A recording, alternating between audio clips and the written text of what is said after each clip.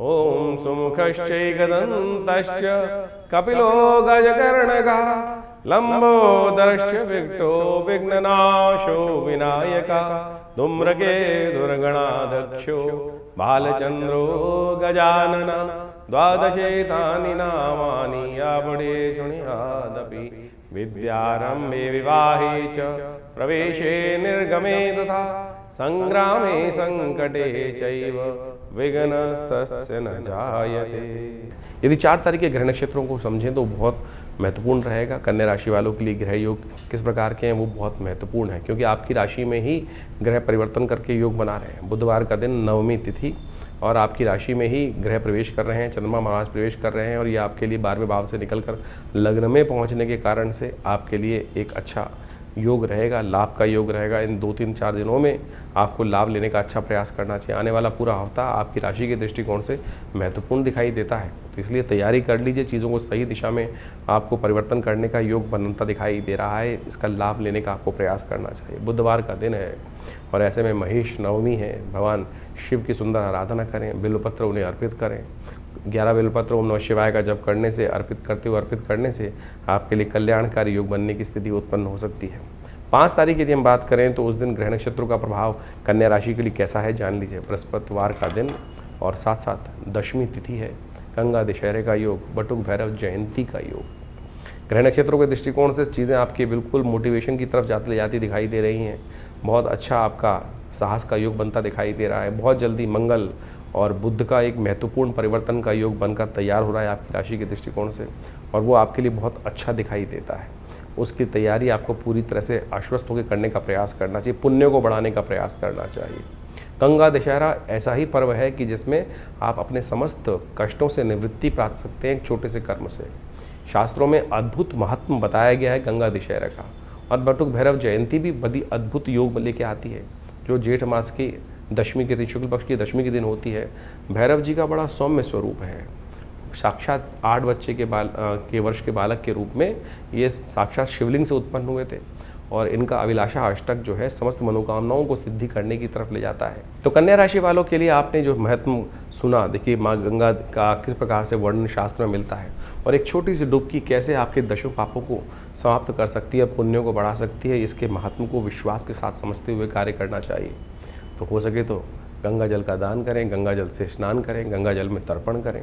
और भगवान बटुक भैरव जी तो वैसे ही समस्त मनोकामनाओं को सिद्ध करने वाले हैं। 6 तारीख का भी विज्ञान समझ लीजिए किस प्रकार से ग्रहों का योग है। कन्या राशि वालों के लिए खासतौर पर बड़ा अद्भुत योग बन रहा है और ऐसे में गजकेसरी योग बनने को आपकी राशि के दृष्टिकोण से तैयार है और ये आने वाले 4-5 दिनों के लिए बहुत महत्वपूर्ण स्थिति आपके जीवन में उत्पन्न कर सकता है, बड़ा लाभ का योग बना सकता है। बृहस्पति पूर्ण ताकत में आ चुके हैं और अभी उसके बाद अस्त भी हो जाएंगे, तो उससे पहले पूर्ण अतिचारी बृहस्पति का लाभ आपको लेने का प्रयास करना चाहिए। शुक्रवार का दिन है और इस दिन निर्जला एकादशी का योग बन रहा है। चंद्रमा शाम को परिवर्तन कर आपके लिए बहुत महत्वपूर्ण योग बनाएंगे, बंद रास्तों को खोलने की स्थिति उत्पन्न कर सकते हैं। इस दिन बुध काफ़ी लंबे समय से जो उठापटक के दौर में चल रहे थे, कभी अस्त और कभी कमज़ोर, तो अब स्वग्रही राशि में प्रवेश कर रहे हैं और वो विशेष तौर पर सुबह बृहस्पति के साथ जाके विराजमान हो जाएंगे। अस्त ज़रूर है लेकिन बहुत जल्दी उदय भी होने वाले हैं। तो ऐसे में आपको केवल अपने जो ओवर एज लोग हैं उनको स्वास्थ्य का ध्यान रखना चाहिए। जो उनकी आयु करीब 60-70 साल से ऊपर की है तो उनको खासतौर पे हृदय संबंधी समस्याओं का ध्यान रखते हुए कार्य करना चाहिए।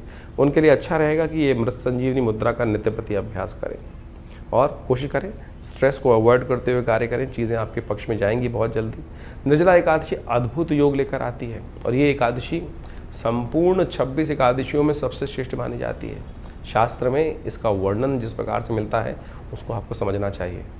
तो कन्या राशि वालों, इस वक्त आपके ग्रह परिवर्तन की तरफ बहुत तेज गति से चल रहे हैं, पॉजिटिव होते चले जा रहे हैं। समस्त ग्रह, बुध भी मिथुन राशि में प्रवेश कर चुके हैं, दशम भाव में बृहस्पति के साथ सुंदर योग बना रहे हैं। 7 तारीख के दिन भी समझ लीजिए कन्या राशि वालों के लिए क्या स्थिति बनी हुई है ग्रहों की। आपके लिए शनि महाराज जो हैं वो आपके लिए थोड़े अनिष्टकारी चल रहे हैं, उनको मनाने का दिन है ये, विशेष तौर पर उसका अवश्य कार्य करें। इस दिन विशेष तौर पर बात करें तो कन्या राशि के दृष्टिकोण से शनि महाराज जो सप्तम भाव में चल रहे हैं, शनिवार का दिवस है, द्वादशी तिथि है और आपकी राशि के दृष्टिकोण से मंगल परिवर्तन की तरफ जा रहे हैं और एक महत्वपूर्ण योग का निर्माण कर रहे हैं और जो आपके लिए एक अच्छा उत्साहवर्धन योग बनाते दिखाई दे रहे हैं। ऐसे में पुण्यों को बढ़ाने का प्रयास करें। जितने पुण्य बढ़ेंगे ना, जितने गरीब लोगों की, परित्यक्त लोगों की सेवा करोगे, उतना जल्दी आपके लिए ये मंगल का परिवर्तन आपको लाभ देने के योग बना सकता है। ये आने वाले 2-3 महीनों में मंगल कई प्रकार से आपके लिए स्थिति को उत्पन्न करेगा। और साथ साथ इस दिन शनि महाराज भी चलते चलते विशेष तौर पर अपने ही नक्षत्र में आगे द्वितीय चरण में प्रवेश कर रहे हैं। चंपक द्वादशी है, कोशिश ये करें इस दिन विशेष तौर पर बंदरों को थोड़ा केला इत्यादि डाल दें, हो सके तो चना गुड़ डाल दें। शनि अनुकूल होंगे, शनि को मनाना बहुत ज़रूरी है। इस वक्त शनि जो है कल्याणी ढैया का योग बना रहे हैं आपकी राशि में, इसलिए जिस प्रकार भी हो सके शनि स्तोत्र का पाठ करें, अपने वजन के बराबर काली चीज़ों का दान करें, उड़द का दान करें, सतनाजे का दान करें। ये लगातार आपको कभी कभी महीने 2 महीने में एक आध बार करते रहना चाहिए, क्योंकि शनि के ढैया शुभ नहीं होती है। 8 तारीख रविवार का अवसर, द्वादशी तिथि थोड़ी वृद्धि की तरफ गई है और शाम को उसी कारण से रवि प्रदोष का योग बन रहा है। कन्या राशि वालों के लिए ग्रहों की स्थिति गजकेसरी योग का निर्माण कर रही है। चंद्रमा बृहस्पति से पूर्ण दृष्ट होकर आपकी राशि के दृष्टिकोण से धन भाव में जिस प्रकार से योग बना रहे हैं वो आपके लिए कल्याणकारी है। आशीर्वाद से मेवा प्राप्त करने का योग बनता दिखाई दे रहा है। अपने बड़े बुजुर्ग गुरुजन का आशीर्वाद लेकर काम करने का आपको प्रयास करना चाहिए। इस दिन सूर्य महाराज जो रोहिणी नक्षत्र में चल रहे थे, काफ़ी ज़्यादा गर्मी का योग बना रखा था, शोले बरसा रहे थे, अब वो धीरे धीरे शांति की तरफ अग्रसित होंगे और वृश्चिक नक्षत्र में प्रवेश करते दिखाई दे रहे हैं, मंगल के नक्षत्र में प्रवेश करेंगे और उनकी थोड़ी शिथिलता अब प्राप्त होने की तरफ जाएगी। और ऐसे में ग्रह नक्षत्रों के दृष्टिकोण से ऐसे में रवि प्रदोष का योग बन रहा है कीर्ति प्राप्त करने के लिए। कई बार हम जो कार्य करते हैं उसमें हमको पूर्ण श्रेय नहीं प्राप्त होता, तो ऐसे में भगवान शिव का रवि प्रदोष के दिन गंगा जल से स्नान कराना चाहिए। अभिषेक करने से कहा जाता है कीर्ति में वृद्धि के योग बन जाते हैं, तो इसका लाभ आप लें। और आश्रम पर इस दिन हमने विशेष तौर पर ग्रह शांति के लिए गायत्री यज्ञ रखा है, उसमें भी आप सम्मिलित हो सकते हैं। विवेकानंद आश्रम दिल्ली में समय समय पर विभिन्न प्रकार के यज्ञों का आयोजन करता ही रहता है, तो आप सब उन सब की जानकारी हमारे आश्रम के द्वारा चलने वाली वेबसाइट्स के द्वारा और बहुत सारे हमारे जो चैनल्स हैं उसमें हम अवगत कराते रहते हैं आपको। इन समस्त कार्यक्रमों में विभिन्न प्रकार के यज्ञ, विभिन्न प्रकार के मंत्र प्रयोग, विभिन्न प्रकार के अनुष्ठान समय समय पर चलते हैं। उन सब का आप अपनी जन्मपत्री को निष्कर्ष कराकर अच्छे से लाभ लेने का प्रयास कीजिए, आपके लिए अच्छा रहेगा। आगे बात कर लेते हैं अब 9 तारीख की। 9 तारीख के दिन सोमवार का अवसर है और ग्रह नक्षत्र के दृष्टिकोण से यदि हम समझें तो उस दिन परिवर्तन करते करते साहस भाव में वृद्धि करने के योग ग्रह बना रहे हैं और मंगल पूर्ण दृष्टि से चंद्रमा पर जिस प्रकार की दृष्टि डाल रहे हैं वो मंगल की चंद्रमा की क्षीणस्थ अवस्था को भी ठीक करते दिखाई दे रहे हैं, तो यह आपके लिए अच्छा योग बनाते दिखाई दे रहे हैं। सर्वार्थ सिद्ध योग रहेगा। हो सके तो थोड़ा सा शिव की आराधना कर लें। इस वक्त शिव की आराधना आपकी किस्मत जगा सकती है। नए रास्ते, पुरुषार्थ से नए रास्ते बनते दिखाई देंगे और ये समय जो है आपके लिए लाभ का ही दिखाई देता है। ध्यान रखिएगा, बुद्ध महाराज जो हैं राहु के नक्षत्र में प्रवेश करने जा रहे हैं, तो इसलिए बुद्ध के निमित्त हो सके तो एक छोटा सा उपाय करें। भगवान शंकर पर बिल्वपत्र अर्पित करना आपके लिए कल्याणकारी रहेगा। राहु के दोष से बुद्ध को मुक्त करेगा ये उपाय। 10 तारीख मंगलवार का अवसर, चतुर्दशी तिथि है और ग्रह नक्षत्रों के दृष्टिकोण से अंतिम बुढ़वा मंगल पड़ रहा है। और ऐसे में यदि हम देखें कन्या राशि वालों के लिए ये जो सबसे बड़ा योग बन रहा है, उस दिन बुद्ध उदय होने जा रहे हैं। कई दिनों से, पिछले करीब यदि हम बात करें 6 महीनों से बुद्ध कभी ऐसे अस्त स्थिति में चलते थे, कभी वक्री स्थिति में चलते थे, कभी कमज़ोर स्थिति में चल रहे थे, नीच की राशि में चल रहे थे। अब बुद्ध उदय होकर स्वग्रही राशि में प्रवेश कर चुके हैं, तो आपके लिए अच्छा योग बनाएंगे, लाभ का योग बनाएंगे और अंतिम बड़ा मंगल का योग बन रहा है। विवेकानंद योगाश्रम में इस दिन हमने सुंदरकांड का पाठ रखा है और आप सब भी यदि आप घर पे नहीं कर पा रहे हैं तो आश्रम में जुड़े, अपने नाम से भी करा सकते हैं और साथ साथ इस दिन सत्यव्रत भी रहेगा। तो इन सब गतिविधियों का लाभ लें। ग्रह योग आपके अनुकूल बन चुके हैं। आगे अपनी जन्मपत्री को अच्छे से एनालाइज कराएं, समझें, क्योंकि गोचर के दृष्टिकोण से ग्रह जब लाभ के बन जाते हैं लेकिन फिर भी यदि किस्मत साथ नहीं दे रही है तो हो सकता है दशाएं, अंतर दशाएं कहीं ना कहीं कमज़ोर हों, तो उनको ठीक कैसे करना है और ज्योतिषी बता सकता है आपको।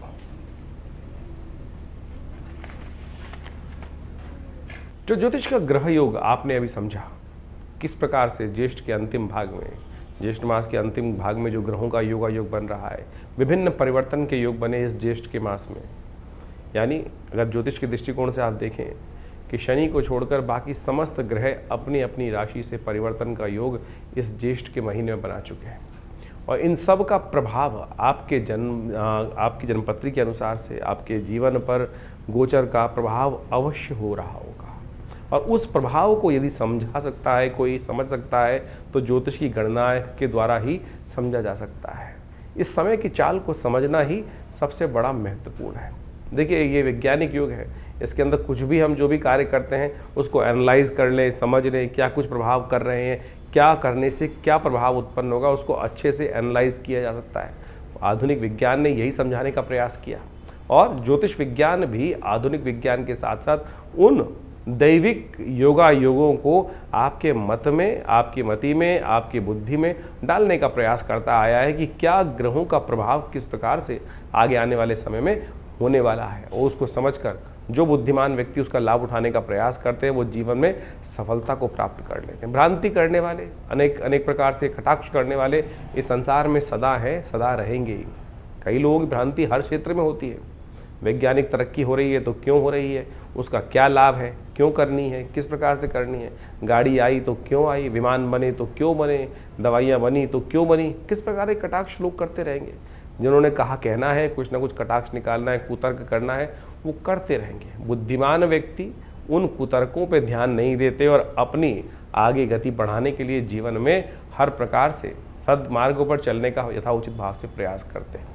ज्योतिष का मत अनादिकाल से भारतीय संस्कृति में रहा है और वो प्रत्यक्ष रूप से बिल्कुल सही है। उसका प्रभाव समझने के लिए बहुत चीज़ों को समझना चाहिए, और ज्योतिष के आचार्यों ने अनादिकाल से इस सुंदर व्यवस्था को, विज्ञान को जिस प्रकार से बनाया है, उसके जो गणित के भाग हैं वो आज भी बिल्कुल जो सटीक गणनाओं के अनुसार से निकलते हैं। सोचें कि अनादिकाल में जिस प्रकार से हमारे ऋषि मुनियों ने केवल गणित के सूत्रों को लगाकर उन व्यवस्थाओं को, आकाशीय मंडल में घटने वाले उस योग को उन गणित की गणनाओं के माध्यम से जो कागजों पे उतारा, वो बिल्कुल आज भी प्रत्यक्ष रूप से 100% सत्य निकलता है। इसको भी आपको आश्चर्य के तौर पे स्वीकार करना चाहिए। तो फिर कैसे विज्ञान नहीं है? तो तथाकथित तौर पर बहुत सारे लोग अनेक प्रकार से आपके मनोमस्तिष्क में विडंबनाएं उत्पन्न करने का प्रयास करेंगे। बुद्धिमान व्यक्ति अपने जीवन को सही राह पर डालने के लिए इस विज्ञान का लाभ लें, और उससे कई बार ऐसी समस्या हो जाती है कि हम कई प्रकार से भ्रांति में फंस जाते हैं। अब ज्योतिष के अंदर एक कारण जानने का रास्ता बचा है कि जीवन में घटना क्यों घट रही है। ज्योतिष के अंदर जो योग है उसको कर्म के द्वारा बदला जा सकता है। कि सैद्धांतिक तौर पे मान लीजिए आपकी जन्मपत्री में कई बार क्या होता है कि किसी कुंडली में बहुत अच्छे योग हैं, किसी कुंडली में बहुत खराब योग हैं, लेकिन फिर भी वो अच्छे योग कार्य नहीं कर रहे हैं, और जो खराब योग हैं उनका प्रभाव जीवन में ना चाहते हुए भी हो रहा है। कारण क्या है? कारण है कर्म, सही दिशा में किया गया कर्म। यदि देखिए आपकी जन्मपत्री जो है वो पूर्व अर्जित कर्मों के अनुसार का कर्मों का लेखा जोखा है। जैसे आपने एक वर्ष में कार्य किया, उसके अंत में एक बैलेंस शीट बनाई, और उस बैलेंस शीट के अनुसार से जो भी आपका लेखा जोखा कार्य किया गया उसका पूरा प्रभाव वहाँ दिखाई दे जाता है। बुद्धिमान सीए जो होंगे, ऑडिटर होंगे, उसको देख के समझ जाएंगे कि इस व्यक्ति ने किस प्रकार का, इस कंपनी ने कैसा कार्य किया है, और आगे आने वाले में कंपनी किस प्रकार का कार्य करने के लिए रास्ता अपना सकती है। लेकिन यदि आने वाले समय में उस कंपनी ने, उस व्यक्ति ने कार्य ही नहीं किया, कर्म ही नहीं किया, सोया रहा या नुकसान के सौदे कर लिए, तो फिर क्या उसकी बैलेंस शीट, पूर्व की बैलेंस शीट जो है उसके ऊपर कोई चीज़ें इस प्रकार से दायित्व डाल सकते हैं। तो वही प्रभाव आपकी जन्मपत्री का है कि आपकी जन्मपत्री जो जन्मकालीन समय में बनकर आई है वो पूर्व अर्जित कर्मों का लेखा जोखा लेके आई है। जिस दिन से आपका जन्म हुआ उस दिन से आपके ग्रह योगों के साथ साथ आपका कर्म जुड़ जाता है। आप कर्म किस दिशा में कर रहे हैं? यदि सदकर्म कर रहे हैं तो वो पुण्यों का भाव से आपके शुभ कर्म जो हैं वो आगे आकर आपके जीवन में सुख का पदार्पण कर देंगे। और यदि शुभ कर्म नहीं कर रहे हो, अशुभ कर रहे हो जन्म के बाद से, तो समझ लो फिर वो जो पाप प्रवृत्ति व्यक्ति की है वो कहीं ना कहीं कष्ट देने के योग बना लेती है। ये तो सैद्धांतिक तौर पे हम इस सिद्धांत को समझाने का प्रयास कर रहे हैं कि जो लोग समझते हैं कि डेस्टिनी डिफाइंड है, ऐसा नहीं है। चेंज कर सकते हैं आप अपने कर्मानुसार। तो ज्योतिष का ये प्रत्यक्ष प्रभाव, कई लोग सरेंडर कर देते हैं कि अगर मेरी कुंडली में दरिद्र योग है तो मैं दरिद्र ही रहूँगा। ऐसा नहीं है भाई। दरिद्र योग है तो उसको परिवर्तन कर कर आप उसको शुभ योग बना सकते हो।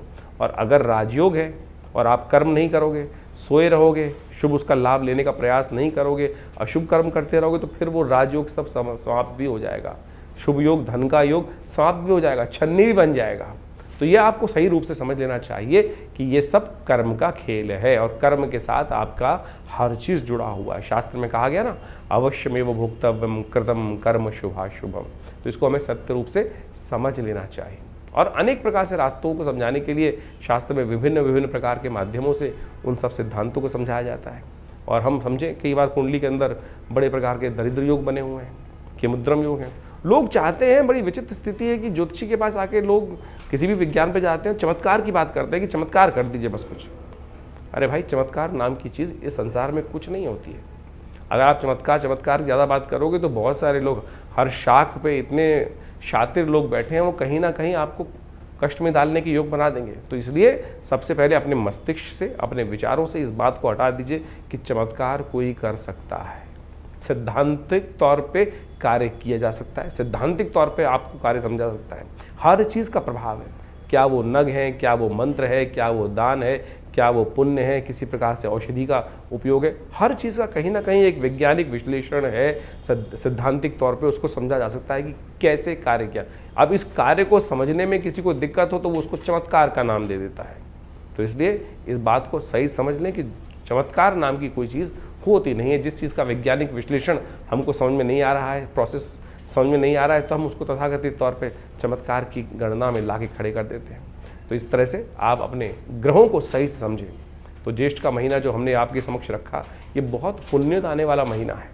इसमें निर्जला एकादशी, इस शास्त्र में कहा गया है कि केवल एक जल का दान, आपके धन के नहीं, जल का दान कहा गया। सोचे, जल तो यथेच्छ मात्रा में अभी तो संसार में व्याप्त है, लोटा भरो और एक जल का दान दे दो, वही सबसे श्रेष्ठ दान कहा गया है।